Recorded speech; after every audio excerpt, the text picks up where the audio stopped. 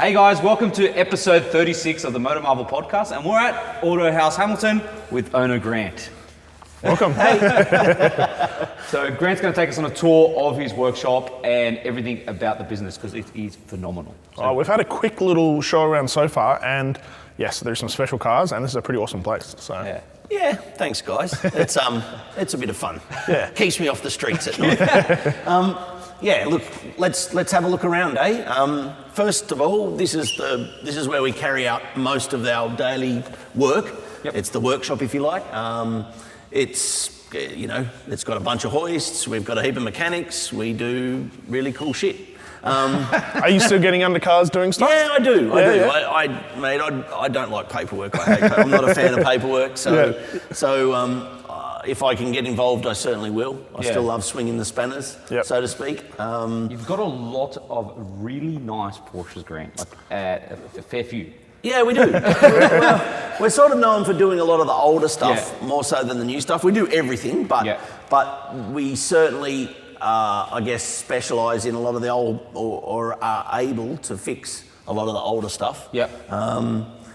We certainly have, we're doing up the back here, you can just sort of see, we've got a restoration going on an old turbo, we've got, some rally cars, we've got some old 911s that, we're doing that British various racing bits green one is beautiful. Yeah, it's lovely. It's a cool little car. They've come, believe it or not, it's a husband and wife. Wow. They've done it themselves, which is pretty awesome. It's a pretty cool story in itself. They've just got our help with the engine and the transmission and a lot of the restoration and then the finish off. And those are stories we love when it comes to enthusiasts. Yeah, look, there's so many people out there. Yeah, love the cars and just want to get involved and having a go at it and obviously know a bit about it because it looks amazing. Yeah, no, they've obviously use you to do the specialty stuff. That was like Jeff. Perfect. Yeah. Jeff, the guy from, remember our Cars and Coffee event 2.0? He had the Land Rover, we had him on the podcast and he did everything himself. Yeah. And it's amazing. Yeah, there's so many people out there like that, and that's really cool. It's really good to see that enthusiasm for the brand, and so we get involved in a lot of that sort of stuff and help them out. Do you do more road stuff, race stuff, right? Because obviously you've got a bit of heritage there when it comes to being involved in some racing yourself and everything else. Yeah, we used to do heaps. We used to do a lot of motorsport, I'll be honest. That sort of changed when we moved. We used to be in Brookvale, and we used to do a lot more motorsport. Then we moved up here nearly 10 years ago now, and we took the view or the decision to sort of phase a bit of that motorsport stuff out and come more into daily servicing of regular cars. So I would suggest that probably 80% of our business is just day-to-day servicing of every model and make, and then we've got a really good percentage of, I guess, the other percent's made up of restoration and sort of looking after or maintaining a lot of the older stuff, so fixing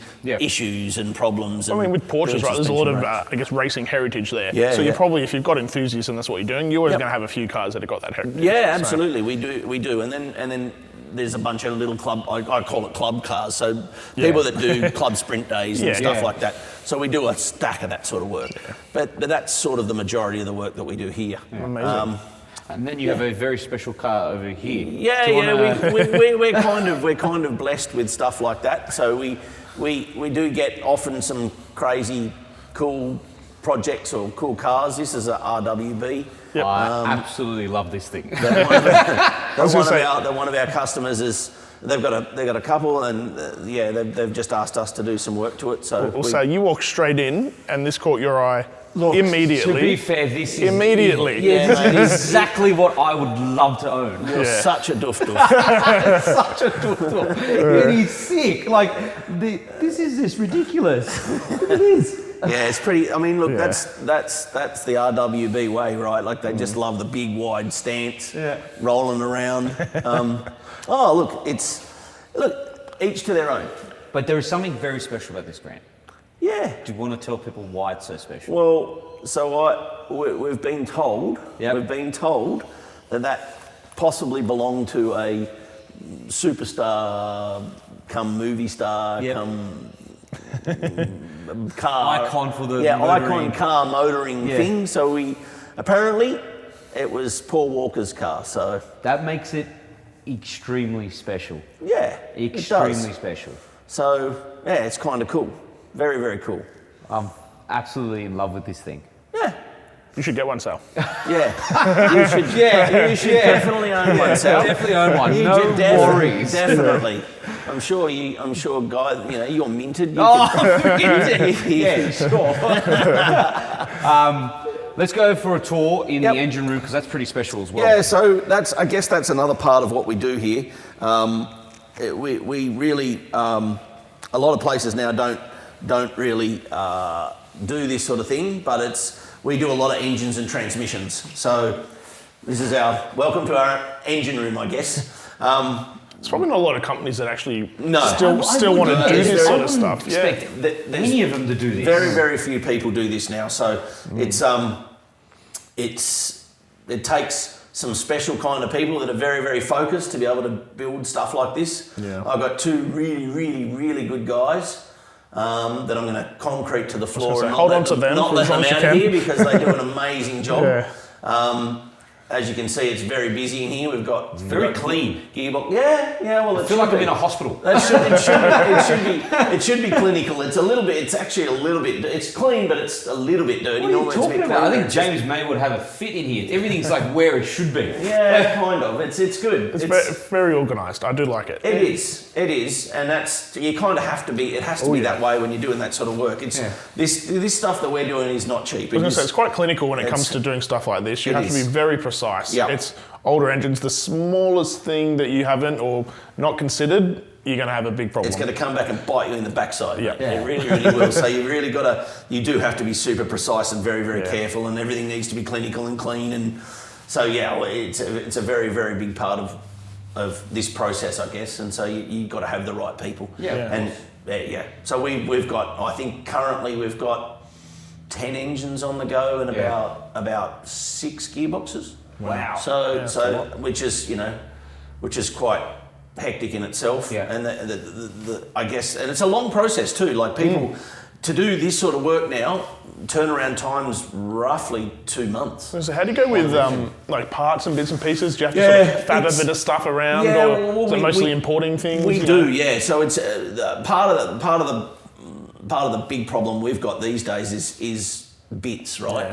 So the lead time on a lot of this stuff now is quite out there. Like sometimes you're waiting a month for a set of pistons, you know.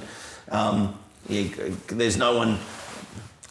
I'm going to get shot down here, but I don't believe that there's anyone in Australia that can build a nice camshaft for a Porsche anymore. So we have to go overseas for camshafts, or if we want a camshaft. Would they regrind camshafts, right? Well, that used to be a big thing. It's not so much of a big thing anymore, but for these old engines, getting the camshafts are worn out, you've got to get them reground. Yeah. There's no one here that can do that. So you're finding it harder and harder with some of the older stuff because, as you know, I've got a bit of family history in motorsport and these older cars Porsches. Myself. Yeah. And I know it's getting harder and harder for us with a few of the cars we've got to get any of these parts. And like you say, more and more, no one's doing it here. It's overseas, and then when you got to get it, it's only still specialised people. So I can imagine working on some of these older cars. Correct. It's quite tricky to even get some of these bits and pieces that you need. Absolutely. Like we've got on an early 70s car we've got this thing called a mechanical fuel injection pump. Now, there used to be 5 or 6 guys all around the world that specialised in rebuilding these. We even had a guy here in Australia, but he's moved on. Yeah. And now, literally, there is one guy, and he's in the south. He's in Germany. Yeah. And he has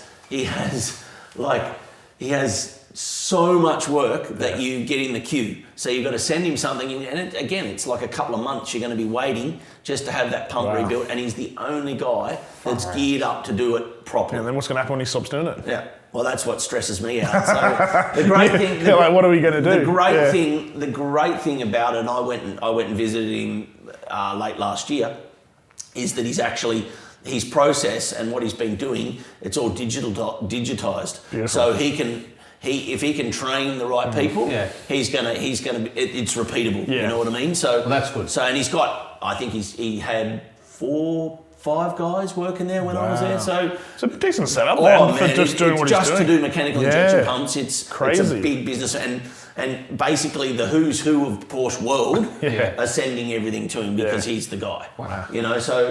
So it's stuff like that. It's you've got to be a bit of a psycho in a way to be able to sort all these people out, or find all these people, and be able to carry on doing what we do. I guess that's part and parcel of what you do, right? That's is finding all these people to assist you to do all the work you do on these cars. That's part because without them, it would be part of this business. And that's I mean, it's a lot of work. But it's something that me personally I really enjoy. Yep. I like taking something that's utterly stuffed and making it really nice. Actually, I'll take you and I'll show you the finished product. So there's bits in a million bits here, so you can't really get the gist of what I'm talking about. But if you follow me up the back here, I'll show you what something looks like. I'm in love with this green one. That is freaking well, so like I said, we did an engine and a gearbox for this green car. I'll just wheel this out. So this is what the finished looks like. We're not quite finished, but this is what I was talking about with the mechanical injection pump. So this engine is what we've just finished. It's beautiful. It looks pristine, doesn't it? Yeah. So that's one of these really early things that I told you we had to sort send the pump off to Germany, and we had to do all of this stuff. So that's how we.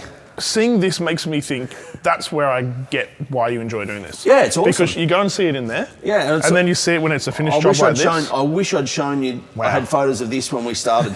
There was rats had been living under this cover, and it was full of like rat shit and stuff. So it was like a barn grass, and it was like that. It was unbelievable. Wow. It was so knackered.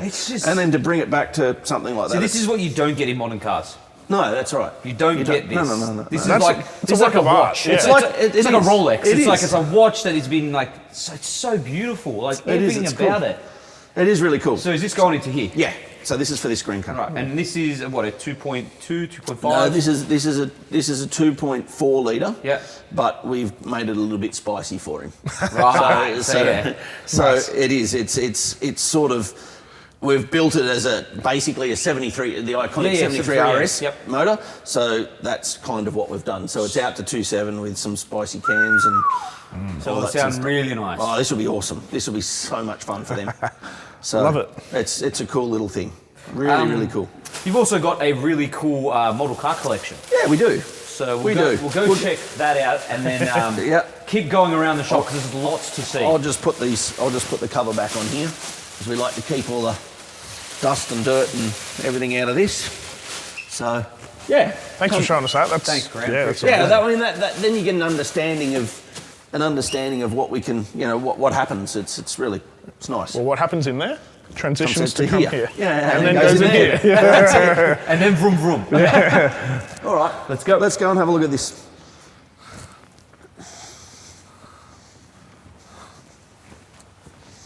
I do love that RWB. Oh. Yeah. Oh. It's like, it's silly. I think they're kind of, it depends what sort of enthusiast you are. Yeah. Yeah, really, it is. It's because some people, it's sort of hate-love, I think, it's on some everybody's take, right? Yeah. On some certain people like certain cars, other people like certain cars. So this is our little model car collection. And there's a lot of nice. There's a lot of nice little things in there, mainly race car stuff. How long has it taken you to build this collection up? I started collecting cars. These model cars probably 30 years ago. Yep. Wow. So it's been over. It's probably some of them I've had for probably for 30 years. Is there a favourite? Oh mate, there's so many. I know that's a hard one. There's so many nice cars in there. Anyone has some nostalgia to it? You got somewhere special, or you had some special meaning for you? There is some pretty cool cars in here. I'm just trying to think off the top of my head. I really like, so, and I think you might gel with this one, but see that little car down there, that RSR? 996? The 996 RSR, that one there. Your was gonna say, it dad, looks similar to the your first dad GD that we had had. a car Yep, like that. we did. And then we went and bought it off you. Oh, you did? And, Okay. and I ran Bill Pye for years In that. car. Yep. And so that was one of the first ones in Australia, I think. It was the remember? very first one. Yeah. So that sort of gels with me a little bit. So that's fair. I haven't had a model. I've been meaning to get a model made of the actual car. Yep. Yeah. So that, but I haven't got that done yet. But that's that livery, that car. It's What's that kind one? of cool. It's sort of gels with me. But I mean, geez, it's I very mean, hard to go past those 917s. You know, like There's so far many. out. Those 917s have Yeah. a very rich history, and they're beautiful. And I would love to be next one. Very in real nice. life. Very good models, aren't they? They're very well unbelievably done. good. They're just Very so well. detailed. Yeah, like I was This- looking at the... This, Wow. I've lost the key. My missus it's hiding somewhere, but if you pull these ones apart, Yep. you should see the level of detail inside them. They're insane. The level of detail is ridiculous. So, yeah, it's crazy. Love it. Well, yeah, fantastic collection. Yeah. All right, Nuts. let's go check out the office. Okay, let's go.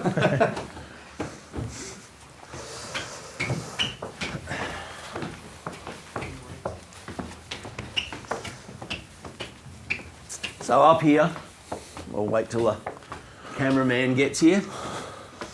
Up here we've got a little customer waiting area, we've got admin, we've got a lunchroom for the staff, we've got a little boardroom that we There's a few sit trophies and in here, mate. talk some rubbish. A few trophies. There is. I There is think- a few trophies in here.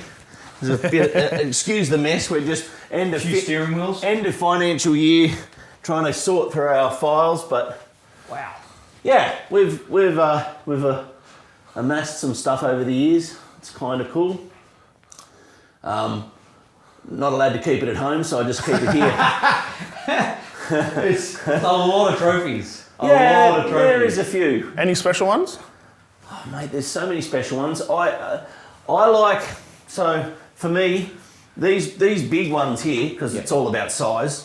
Everyone will tell you that. Yep. But these ones are kind of cool. We went and did a rally in Finland. Yep.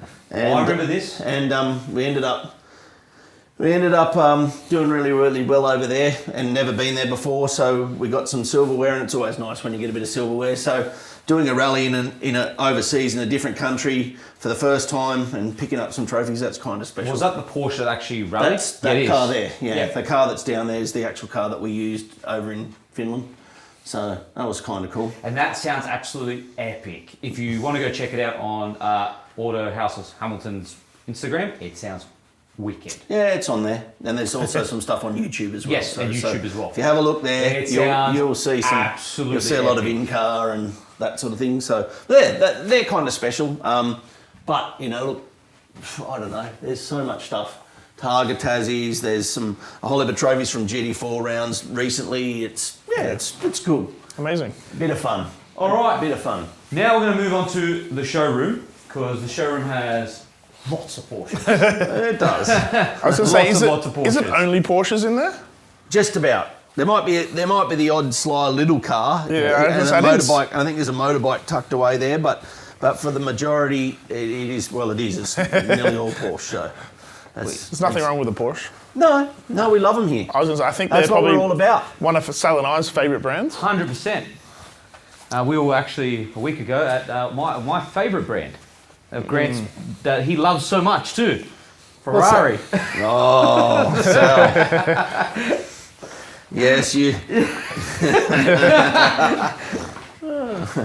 You do realise that I do not have a choice in liking it. Yeah, I know. You're injected with that in his Ferrari blood. serum at birth. In his blood. Yep. And if you do in your decide blood. to not like it, people show up your door and take you away. Yeah, I've heard that. So my engine builder, he bleeds Ferrari red as Yeah. well. So, Your engine builder. yeah, he's all about the motherland. Anyway, so downstairs here we have a little wash bay that we do a bunch of stuff with. We've got some storage of some competition tyres and various other things, bit of a detailing area and stuff. So we sort of clean everything, and then this is awesome. then you come through here, and this is our showroom / storage area. So lots of a couple of Porsches. just a few. Just a a few. couple. There's not a lot, but there's just a There's few. a I was going to say a vast range as well. Yes, yeah. So look, I guess what we're trying to do here at Autohaus is we're trying to carry a range of stock to sell, but a wide range. So you don't. We try and deal in anything from like a 356 all the way through to a brand new GT3 RS. I was going to say, I see some 992 stuff and whatever else. Yeah, there's everything. So everything. Wow. We're not. I guess our focus is on anything Porsche. It's Porsche. It's one passion, all Porsche. So it's all sort of. It's a fantastic passion to have because it's just an amazing brand, and some of the cars and even some of the cars you got here are just amazing. They're amazing. Like I love how on the wall you got plastered every 911. Yeah. So I mean, look, we're getting there. So we've got all the different generations of each model. Still some to come. Mainly 911. More to come. More to come. More space. Yeah. I'm just wondering what they're going to call a 99, the next model, because they've had 993. Yep. So they've got 991, 992. Now what are they going to call it? Because they you know what I mean? Like up there's a 993. Yeah. So they've gone backwards. Yeah. So I don't know. I'm not. It's going to watch this space, I guess. Question for you, Grant. Yeah. Which is your favourite series? Do you know what? I'm going to answer this in two ways. I really, really like those real early cars, those 70s models.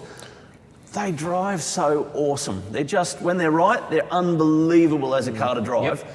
But they're a very, very different drive to something like that. Yeah. So I really love them for how they... For the enjoyment of driving. Correct. For the rawness, I suppose, and how they drive. It's not about speed, it's just about getting in the car and just going to a destination. Yeah. So they just, the noise they make, the feedback they give, how they drive, how they handle it, they're just awesome.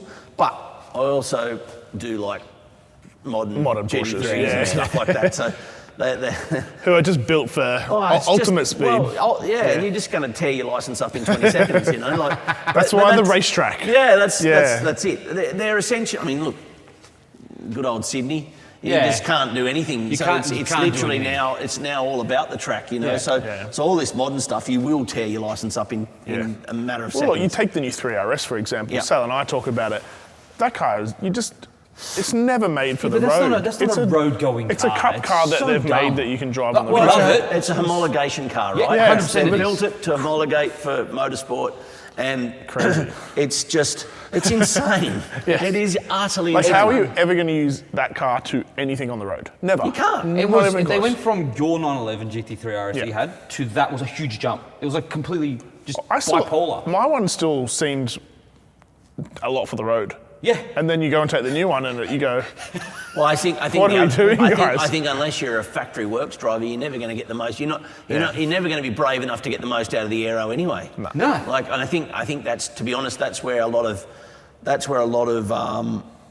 guys are struggling, because they just the car has so much aero, and to get the most out of that car using the aero, you've almost got to be a pro. Well, see, right? a lot of the guys were going out, so we're doing some track comparisons when the new one came out, and a couple of the guys, when they first got the new 3RS, went out to track and was not much quicker than the old one. Yeah, that's right. And we're going, these things aren't that great. We don't know what's going on. We can't get any better. As time's gone on, and they've learned how to get the air and get everything out, they are now doing stupidly fast times out at the track. Yeah. But at the start, I think you were right. They were just going, we've got all this air, we've got all this stuff, we've got all this adjustability, we've got all these things. No one knew how to use it. No one knew how to use it. Now they're like knocked 6 seconds off and they're doing stupid times and whatever else. But like, that's insane. Huh? You know, at the start, you're right, exactly. It had, I think, a lot that no one knew what to do about. Now they're going, oh, here we go. Yeah. So, I think to trust aero. Aero is just a very interesting thing, and to be able to trust it and just tip the thing in at Mach 10, it's pretty ballsy. Yes. And it just goes around. Yeah. And look, I'm sure that they do it, but it's having the balls to do that. You know, 100%. And learning how to maximise the aero on all that sort of stuff. stuff. People are fast out at the track. Yeah. It's big kahunas. Yeah. Big kahunas. Big kahunas and big budgets. Yeah, pretty much. So that's cool. It's there's so much stuff. I think drive days for people are really cool. Yep. And there's all sorts of cool cars that you can enjoy driving. Well, let's be honest, most Porsches you can take to the track. Absolutely. Every single one of them. Absolutely. Even if you're guts enough, you can take your Macan to the track, but I would not recommend that. No. But they all have it in their DNA. Yeah. Yeah, well, that's what Porsche's been about for centuries. Yeah. So, yeah. All right, so guys, that is it for this episode of the podcast. Again, do not forget, we are holding a Cars and Coffee event with Grant here on Sunday, July 20th. So a couple of weeks away. We're all ready to rock and roll. Hoping to have some awesome cars here. Obviously, we have all the Porsches. Yeah, excited. 8 a.m. to 10 a.m. Yep. Giving away 30 free shirts for the first 30 people. So please, if you're going to come early and you get a shirt. Yep. But other than that, thank you so much for watching. And Grant, thank you so much for being guys. on our podcast. Thanks for having me along. Yeah, it's appreciate been awesome. And please, everyone come out on the 20th. It's going to be awesome. Come and have a look at some really cool cars, hang out. It's going to be fun. For Grant's details, go look at the description. And don't forget to like and subscribe and hit that bell icon so you don't miss another time we make an upload like this.